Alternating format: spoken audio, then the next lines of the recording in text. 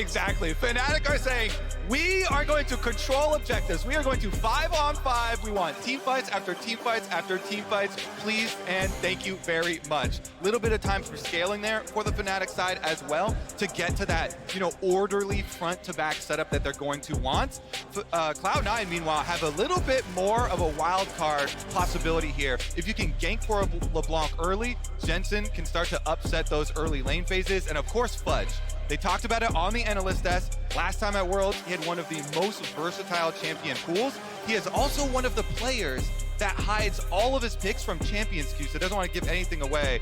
And they have a lot of faith in him. Goes with that blind pick Fiora. Into the Ornn, definitely going to be an easy lane for him to try and scale and see if he can get into some split pushing power. With a draft like this, it suggests to me that C9 is looking to attack top lane in the early game. Sejuani played up with any really melee champion, synergizes very well, and Fiora is no exception. With the LeBlanc and the expectation that maybe early levels you can't get that priority, but around level 6, when you can actually start to gain control of the lane, don't be surprised to see Jensen push out that mid lane, start to roam up top, and see if they can shut down Wunder, who does typically play on the weak side for Fnatic. Exactly, and that LeBlanc lane hinges on kill pressure. So the more ganks, the better, because you want to play off of aggressive trades there and then open up some space for him.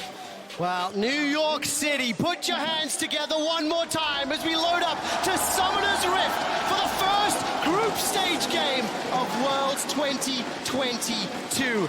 My eyes are going to be on this Razork Maokai. Can he unlock this early game, and will Fnatic be able to maintain the discipline in the early stages of this game to get to the stage that Aphelios, Azir, Ornn can unlock those front-to-back team fights? Now, what's interesting about both these teams is that during the regular season, both struggled. Fnatic barely made it into playoffs.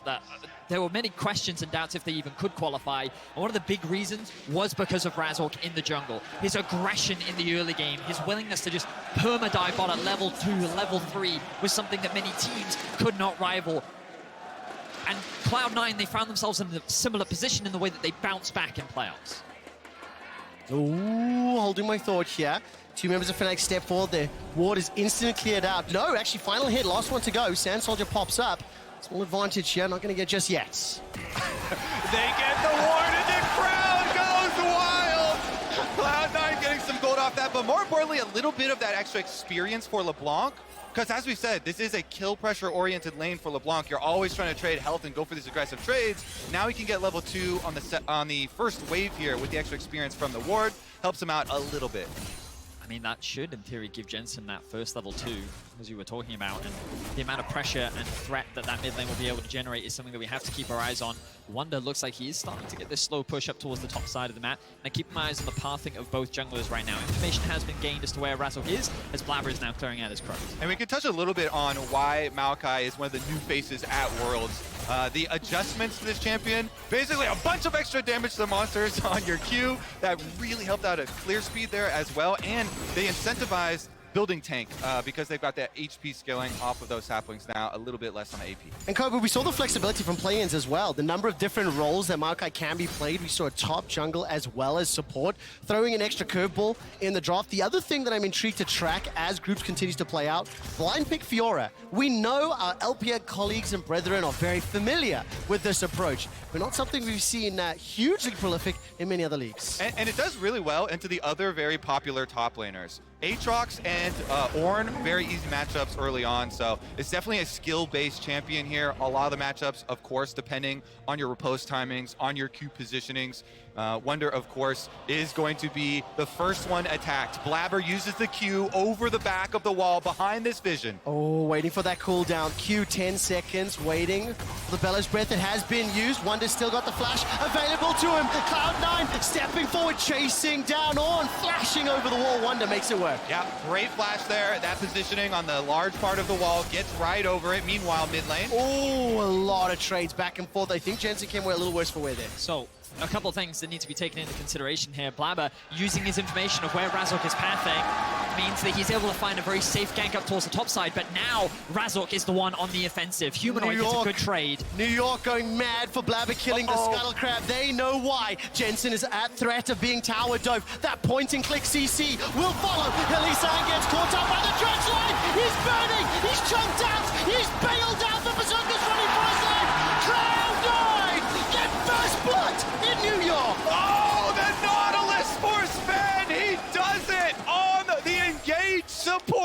He does also end up getting the kill there with the Ignite taking away onto Hylissang, and it is Cloud9 scoring the first blood. Meanwhile, the attempt on the mid lane gank, I think it was a good play set up from Fnatic. Razork cranking him around. Jensen had no more charges in Corrupting Potion, sitting there at 200 HP, but Blaber was able to come over to cover it for Jensen. Look at the minimap as well. A number of Fnatic wards littered around that mid lane. The threat that Jensen will pose, making sure they have that opportunity set up, and ultimately Fnatic find themselves down a couple hundred gold at this point in time. Yeah, some of it is being made up by Humanoid, this CS lead for mid lane, this Azir constantly taking chunks out of the health bar here for Jensen, punishing him. Still has his teleport ready there for the LeBlanc, so he'll finish up that CS and get right back out there. So I think one of the game plans here from Hylissang is to try and chunk out this bot lane from C9 so they can actually set up a dive. This gank in the mid lane is only the initial setup in being allowing Humanoid to then transition from mid to bot to then set up that dive once the wave actually collapses underneath the tower. But Zven reads the play, attacks Hylissang in advance, and they're able to get the upper hand on the Fnatic bot lane. And the funny thing there is that because the Ignite is still ticking during the bailout, the last thing that damages you as your bailout HP is dropping comes from the support. So Berserker could have gone and given another auto over there to get it, but Zven happy to get a little bit more tanky.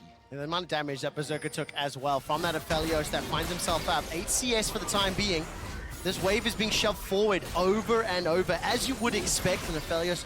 Renata lane stepping into that MF plus Nautilus. We caught a glimpse very briefly of Blaber picking up the camp on the bottom half of the map, while Razork is also invading and stealing away the chickens. There may be a small engage here, Kobe. Yeah, Blaber's definitely going to find him on that control ward. Razork gets the crab, though, or the raptor. That's it, that little scuffle is going forward. There's the Emperor's Divide. Blaber's running for his life. He's popped the flash into the river. Bottom lane is not moving as of yet, and Razork is under trouble, under threat. He's jumped in, knocked back with the Bramble Smash, and the clone can't do it. Jensen burning, one more auto, not enough to do it. Flash for flash, traded. Jensen gets out with his life. Wunder's coming, though. Can he pull him over? No, he cannot. The snipe fails. Cloud9 survive. Oh my word, Fnatic, they're not quite able to find any kills. Zven is able to get away with his life as well, but the damage is still being done to Cloud9. Look at how much Jensen is losing in this mid lane matchup right now. He doesn't have the teleport available. Humanoid has almost got on a 20 CS lead in the isolated 1v1, and he's got a plate waiting for him to give him another bit of gold. Yeah, it looks like they're going with the fasting LeBlanc angle here for Cloud9. Jensen, he took such a big chunk out of Razork. I think he kind of baited himself into looking for that kill, even 1v3 with the rest of Fnatic there. And then even though Jensen does not die, holding his flash there to get the flash out of Humanoid, he still, like you're saying, gives up so much CS, constantly getting pushed back to the fountain. The shield from Hylissang was incredibly clutch there. Jensen saw that window. Maokai very squishy this early on into the game. Unfortunately, as you said, he kind of got baited a little bit by his own damage and wasn't quite able to secure the kill. You can see the gold still very much even. Of course, while Cloud9 do have that kill lead, for the time being, the CS discrepancies, in particular being built up in the mid lane, are something that Cloud9 need to find a way to stem, because when you look at the compositions, Cloud9 do have strong side lane threats, but Fnatic, if they're able to secure early dragons, early heralds, they will be in a better position to set up for the team fights, which is exactly what they want. My head is telling me there's a bit of diffy in the scaling department when I look at this Fnatic composition. Also, you will notice both bot lanes have just recalled for the first time, 7.5 minutes. First buys coming in, Berserker Greaves, as well as those Lucy boots for Upset and Hilly. And there are some movements on the map as Humanoid is constantly under threat from Jensen. It is at the cost of his CS, though. Yeah, I think one of the biggest differences is how they're going to actually fight these team fights, with how structured Fnatic are with their massive front line here and big CC ultimates from both the Ornn and the Maokai. Once they get to group up and use those synergies front to back, it's going to be massive. As you can see, Humanoid went with the first item, Merc Treads versus LeBlanc. This greatly decreases the threat of those LeBlanc kills that we were talking about. So I think Fnatic, this is one of the biggest positives for them. As you can see, they're even a little bit ahead in gold because of the CS differences. I think that Cloud9 made a really smart choice here. They know that they are stronger at this point in the game, as they should be. Even with the small CS discrepancy being built up in mid lane, it's still not a fight that Fnatic want to take. So immediately Fnatic go for the cross map. They trade for Drakes because they know that their win condition is later on into the game. And the best way for them to get fights is to start stacking those Drakes as early as possible, because the moment you get to 3, Cloud9 have to come to you. And in an ideal world, Cloud9 want to leverage their side lane pressure to force Fnatic to split apart, because there's no one that can stop this Fiora on a side lane. Exactly, and it even allows more turret plates for Upset here. That late game lane carry, that DPS monster we talked about. That is already up 12 CS and the plates. I do want to mention as well to all the fans here in New York that for Fnatic, deprioritizing the Rift Herald, playing for Drakes, is something that we have seen from them fairly consistently out throughout the course of the summer season. I think throughout the course of play-ins, it's fair to say as well. So as far as a strategy goes, Lydia's already mentioned it. We talked about the composition. If Fnatic get Drake stacking under their belt, now the pressure's on Cloud9 in my eyes to make sure they can find those skirmishes and don't let this front-to-back team comp get fully online. Well, this Herald is really important in how they use it, because Cloud9, they want to unlock their 2 solo lanes. They either want to try and bring Jensen back to equal footing with Humanoid, or they want to unlock Fudge a little bit more on the map. The question is, how are they going to use it? Will they use it to try and attack mid, to try and limit Humanoid and his pressure that he can generate in the 1v1 matchup, or they instead look to try and snowball an already pretty favorable matchup up towards the top side? And everyone always focuses on the gold from the Rift Herald that you're going to get, but the map territory here, by actually taking down the defenses of these towers, is going to help out the game plan for Cloud9 so much. Fiora and Leblanc both thrive when they have much more map territory to work with for those, lurking Leblanc plays through the brush, trying to find, burst damage onto people rotating between objectives and getting Fudge more room to play with in some 1v1s. And it's so crucial to keep looking up at the gold, at the Dragons. Despite being down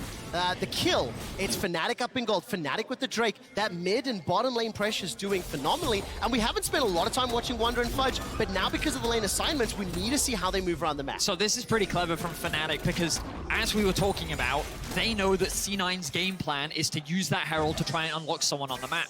Fnatic is saying, well, we think you're going to use it top lane, so we're actually going to swap our bot lane up to top while we have a window, because that's going to make it harder for you, knowing that your jungler is pathing up towards the top side. Now we see an engage from Cloud9. Oh, Glacial Prison is flashed away from. Hilly gets out of dodge.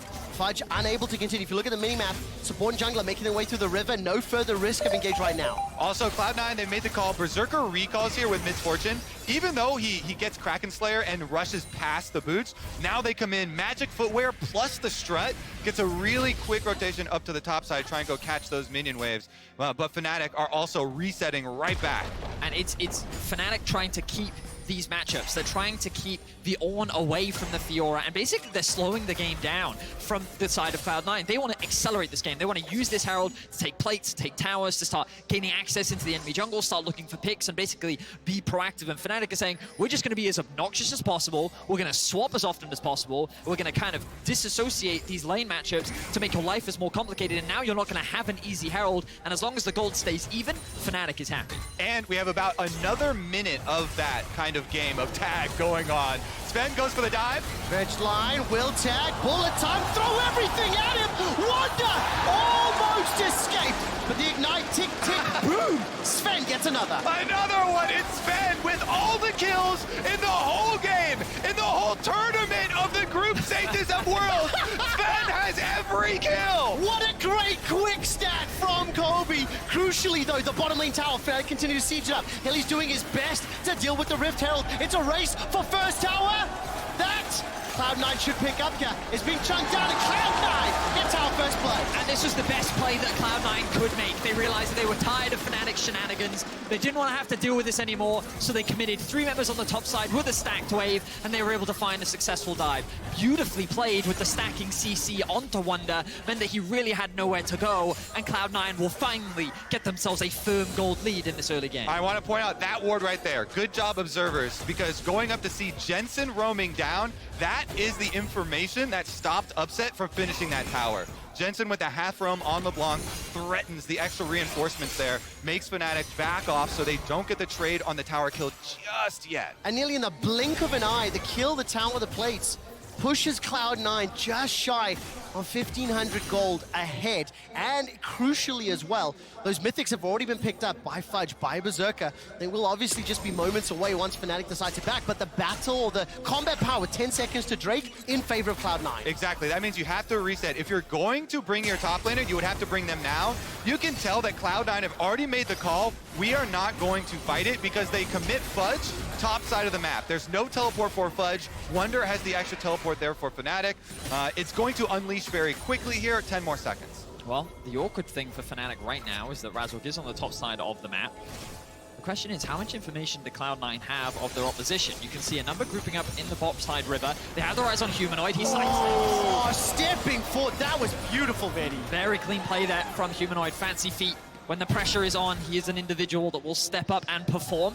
The question is, can he perform right now? Has just burnt the teleport. Will catch this mid wave. C9 have control over the Dragon area. Vetti, I think it's fair to say Humanoid has been performing all worlds long. Play-ins was the star player. He's up 30 CS versus his opposite number. Cloud9 will look likely grab this Dragon uncontested, and Fudge is removed. That tower down, it unlocks him to move around. You can tell he's confident. You can tell Humanoid is loving it. Spamming the question mark frog emote at everyone who shows up in his lane. It's always funny to see, too, the guessing game. Trying to play that mental game. Are they a dodge backwards type of player, or are they just a move forward type of player? Getting that mental edge, trying to get in there, see if he's going to miss any more. So our expectation there was that Fnatic would actually look to contest that Drake, but based on what I could see on the map, it looked like Upset hadn't upgraded his item yet, whereas MF had. You already talked about it earlier, and they said, you know what, on these item spikes, it's probably not great for us to push, especially when Berserker already actually had the push on bot, giving them the window to roam up towards mid. And even though Fudge didn't have TP, they were saying, you know what, our tanks aren't tanky enough yet. We're actually not strong enough to go for this fight, especially with the Divine Sunder already picked up for Fudge. So Fnatic made the wise call to actually concede this, and that's going to allow Cloud9 to build up a little bit more space. But I still feel like Fnatic's in a comfortable position with only a 1k gold deficit. Given the scaling that they still have on their side, Fnatic still feels pretty comfortable. Yeah, exactly. They're definitely comfortable in their scaling, as alluded to earlier. It does mean Cloud9 are going to get both neutral objectives here. They're going to swap right up to the Rift Trail number 2. This one is not, of course, as highly prized as the previous ones, but the extra 200 gold was also added to Rift Trail number 2 here to make it a little bit more enticing. And in exchange, Fnatic did finally get over that last little bit of damage onto the bottom tower to funnel more money down there into Upset. I will also say that from C9's perspective, it's a really important pickup because CG against an Azir is really obnoxious. The champion has so much range, so much wave clear, and a Herald will really help in being able to break down that mid-tier 1. Yeah, it's going to be very telling as we set up for the next Dragons, because with Maokai, really strong scaling front line here, the spam of those saplings in advance of the spawn of the Dragon gives you so much extra vision control in the setup and allows Fnatic to set those battle lines. They want easy front-to-back team fighting with Wunder and Razork on the front lines. So the man that I'm going to be looking at, Kobe, to try and thwart that, get around it either before or look for that flank is going to be Jensen. We just saw the gold on your screen. He's down 40 CS right now for Jensen, returning to Worlds for the 8th consecutive year. Take that in for a second. When Fnatic as an organization have attended 10 World Championships as an organization, Jensen's here 8 in a row, but he is in a situation where he's down in gold. He's been trying to poke, prod, and push Humanoid, but Humanoid hasn't buckled yet. Yeah, Jensen Incorporated, an organization that also has 100% presence at Worlds.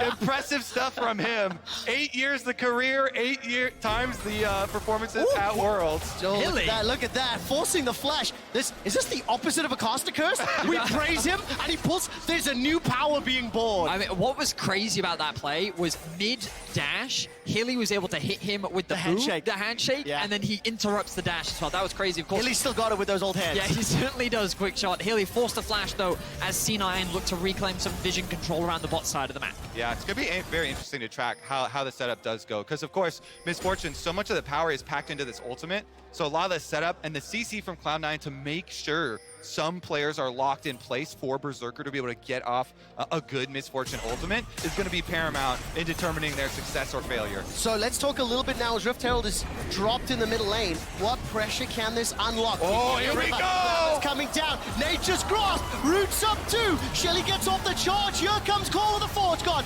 Throws Berserker flying in the air. He's looking for the bullet time, but the damage being done, and Zven is killed. Emperor's Divine Slide and Glide. Humanoid takes down Blaber. Now all of a sudden there's the root connecting on a Jensen Moonlight Vigil. Plus the Inferno, not enough damage. Fnatic by 2. Huge double teleport from Fnatic. Catches Cloud9 right across mid lane, and they're going to get a tower on top of it.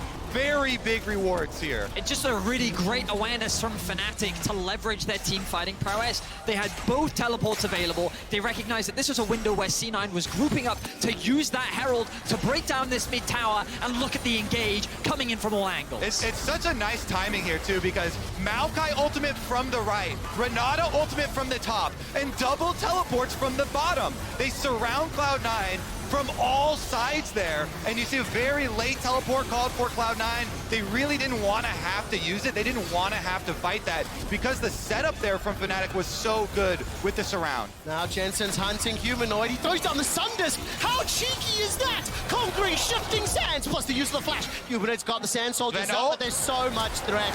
The Arctic Assault from Blaber gets revenge instantaneously. A big shutdown for Cloud9 as they get a kill onto Humanoid, and they're able to relieve a little bit of that pressure, but aggression from both sides. The gold still dead even, but you get to see the threat. Cloud9 looking to try and attack these side lanes, looking for picks like we just saw on our screen. But when Cloud9 do use that small window to group up, that is when Fnatic will look to attack and leverage their strong 5v5. And we can see the difference in damage output in the last mid lane fight. So much of it packed in, even when Berserker was able to get that ultimate off here, as Fnatic will, in the aftermath, pick up this dragon.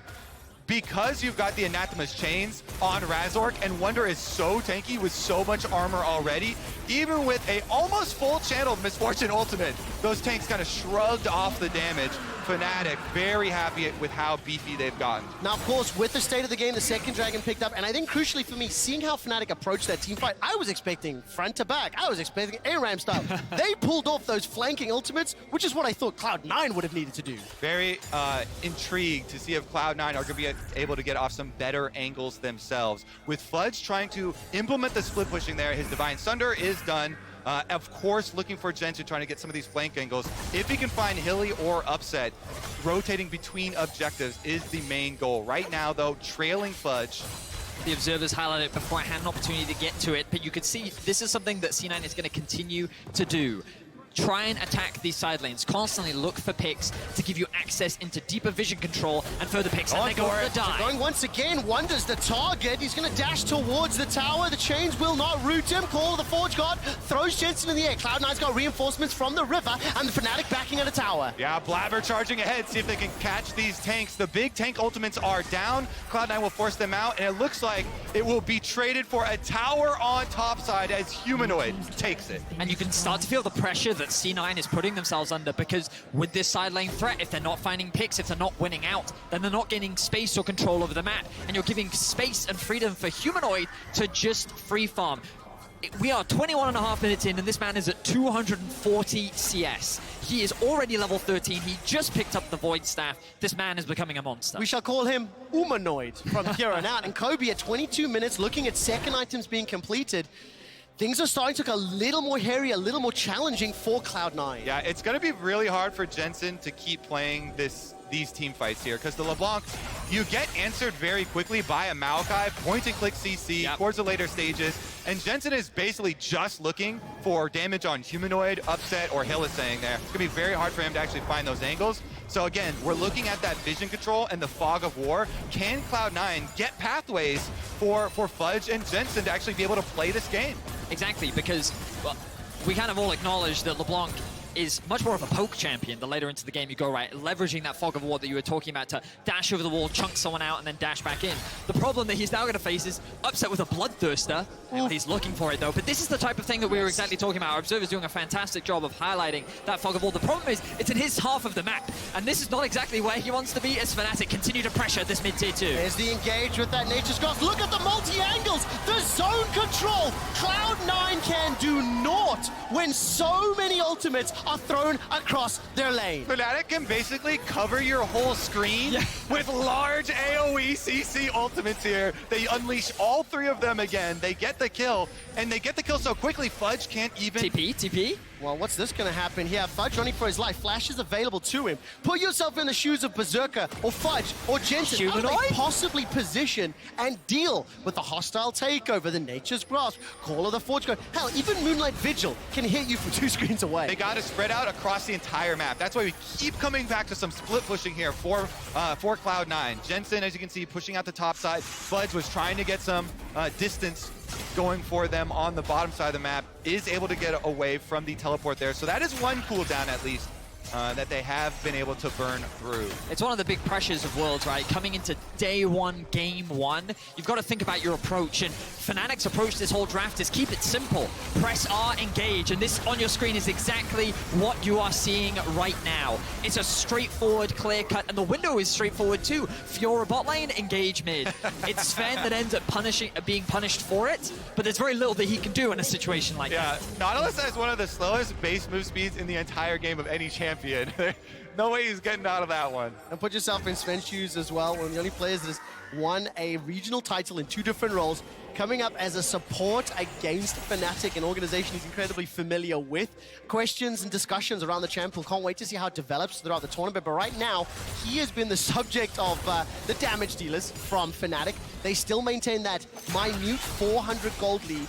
And gentlemen, with 40 seconds to go until the next Mountain Drake, we can already see wards and saplings being tossed out around Baron. Now there's multiple objectives that can get taken down very quickly. So the next thing that Cloud9 have to start being worried about is the Baron 2-man. Azir and Aphelios are both champions that, with the right setup, can actually just do the Baron with someone tanking it for them. Maokai, Ornn, these are both perfect champions for tanking that Baron, and so you can see C9 investing a lot more time to making sure they have vision control, as Fudge is now in danger. Fudge this time around getting caught out. Will sidestep the Forge Guard. Upset's got the green gun, flashes for the kill. Fudge has been trying to apply pressure, but has not necessarily unlocked the advantages that Cloud9 were hoping for with the commitment up top. Jensen will at least get the tower down bottom, and Fnatic will be happy with that for now. Yeah, big pick up there for Fnatic, taking down Fudge. 30 seconds on the death timer, and the Dragon is up right now, so Fnatic rotating everybody over. They may be a slower, lumbering composition, but they are a powerful one, so once they arrive, they've got the setup here. Starting Dragon instantly. 15 seconds on Fudge, and he does have Unleashed Teleport. Oh my word. That was bold from Jensen. He did such little damage to Razork there, and you can see the problem that Jensen has to face right now. All 5 members of Fnatic have arrived. 3, 2, 1 second for Fudge. Does he TP instantly? Yes, he does. Inside the pit. Nature's Grasp is thrown down. Glacial Prison does catch out Wunder. Now Fudge is inside. What more can he do? Zven is the target and retreat. Run! Evacuate! Cloud9 are trying to get away as Razork jumps onto Berserker. Fnatic fully commit. The Emperor's Divine cuts off Cloud9's retreat, but Berserker's doing so much damage. He's already taken down Razork. Hilly's low, Humanoid's low, and Jensen's hunting. That's a golden Hilly sack. New York, are you not entertained as Jensen finds Helisang? Humanoid gets one more back, and Jensen looks for the double kill. Cloud9 with the scramble. Fudge also lives, running up towards the top side, but can he get out? He's not able to get the channel off. Upset is going to close the doors. Fudge is going to get eaten alive. White, blue stepping forward. Gale Force Flamethrower. Riposte buys some time, but Upset is just hunting. Final shot secured. Upset on a killing spree. 3-0-3, and we are still dead even in gold. A lot of overconfidence there from Fnatic. After securing the Dragon, they think that we can dive into this choke point. But you'll see Blaber getting and acting as a great front line as Fudge secures a really important kill to set up the healing field for Fiora. Keep your eyes on Fudge on the backline here. Dives onto Razork, is able to proc all of those ultimate procs and gets this massive healing field to keep C9 in the fight. Yeah, the Fiora ultimate was really big there, but the split on the backline, and Jensen, as he's able to get there, Helisang and Humanoid chunk down. They're able to force him away because Upset chases to the bottom side of the fight, and Cloud9's comp is going to thrive when the chaos starts to break apart that team fight. When they started to split up through that choke point, as you rightly said, is really where things started to fall apart to Fnatic, but still a relatively close fight overall. Fnatic walk away with the Dragon, and now they find themselves at Soul Point. They're still in a very commanding position, and you can see how much threat Humanoid offers in these team fights at the moment. Yeah, Fnatic, they want to keep those battle lines stable. Cloud9 doing their best to sow unrest inside the team. Grouping up on Baron, though, as you said but earlier, that thing will melt. Oh my god, Humanoid just picked up the death cap. Double TPs, one coming in from blue buff. Jensen arrives, Humanoid is a little late to the part, no flash available to him. Nature's grasp will at least root and slow people down. These are zoning ultimates as best as they can. Baron secured by Fnatic. Dredgeline catches onto Razork and the bullet time flies across Fnatic, but there's not enough damage. They're just too tanky. Fnatic on the hunt once again, but remember, when Cloud9 scatter, Fnatic are less effective. Fnatic raise the shield wall. They hold formation. They do not break this time. And Cloud9 now have to deal with a Baron-empowered siege. And the timing was flawless from Fnatic. They sent Humanoid back to base. He buys the death cap, TP's back in, and you can see the triple items on their carries. Fnatic is fully online, and they're looking to break into the base of Cloud9. There's 2.5 minutes on the Red Bull Baron buff, as well as 2 minutes to go for the Mountain Drake, and importantly, the Mountain Soul. That will be crucial against the burst damage that Jensen offers and the composition that Fnatic have put together. Cloud9 are dancing in their base. The Dredgeline catches out one, Razork throws out the ulti, the handshake pulls Blaber backwards, but no inhibitor secured. That could prove influential as Fnatic want to try play the rip, but they are backing away, Kobe. Yeah, little chunk there onto Razork, but you could tell the threat of Upset's DPS kept Jensen from going in. That Aphelios will melt him so quickly there with the Ornn upgrade plus the Infinity Edge and Last Whisper purchase already for him. So much DPS output. If you go in, you best get a kill. And it's just a matter of zoning here from Fnatic. You can see that C9 at the very end tried to go for a desperate attempt, but Jensen goes in, immediately is forced out. He's just tickling the front line of Fnatic. A good hook lands onto Razork, but it lands onto the front line. There is no access to this back line. Look at the shield sitting on top of Upset as well. Yeah. C9 just feel like they have no options, and Fnatic take advantage of that. Even when Cloud9 get an engage on the front line, the long range of those, engage ultimates from Fnatic make it so hard for Berserker to ever channel a MissFortune ultimate. If Fnatic don't use Ornn and Maokai and Renata ultimates, then it's very hard to stand and channel there and actually get that DPS. Now, Fudge, he has committed his teleport to the bot side of the map, which gives C9 an avenue into the river. While they might not have control over the mid, at least they can still contest this Drake. The problem is, they still can only come in from one angle, so the question is, how can they access the backline? What can Fudge do as Wunder zones him off that potential flank? Fudge is trying to find an angle from the right. Zven only sitting and Jensen coming in from the left.